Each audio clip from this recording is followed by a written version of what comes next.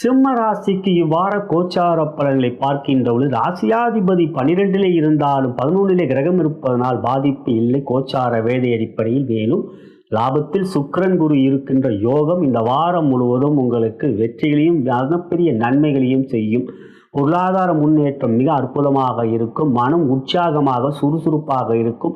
மனதை குழப்பிக் கொள்ள மாட்டீர்கள். இந்த வாரத்தை பொறுத்தவரை கேது ராசியிலே தனித்து இருந்தாலும் காரணம் மனோகாரகன் சந்திர பகவான் வளர்வரையாக இருக்கக்கூடிய அமைப்பு பலமாக இருக்கின்றது.